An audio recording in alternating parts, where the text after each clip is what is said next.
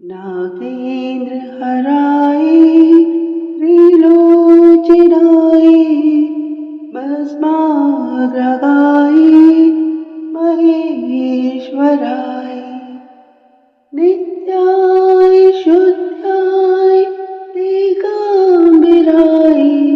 तस्मै नागराय नमः शिवाय मंदाग्नि सलीले चंदनचर्चिताय नंदीश्वर प्रमथनाथ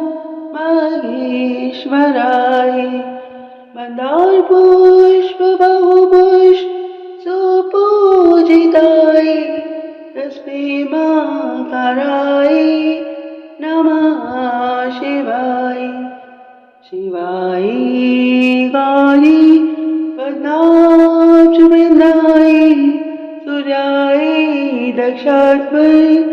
नाशिकाय श्रीनीलकण्ठाय वृषिधविदाय तस्मै श्रीकराय नमः शिवाय वसिष्ठुम्बोद्भव गौतमर् मुनित्र देवार्चित शेखराय चंद्रार्कविश्वानर लोचनाय तस्मै वाकाराय नमः शिवाय यक्षस्वरूपाय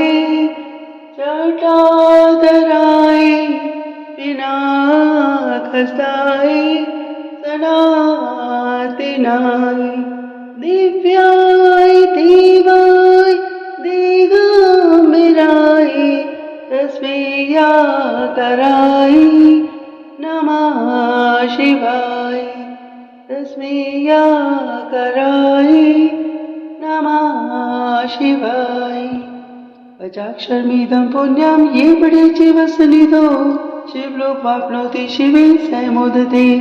इति श्रीमच्चराचार्यविरचितं शिवपचाक्षरस्तोत्रं सम्पूर्णम्। ॐ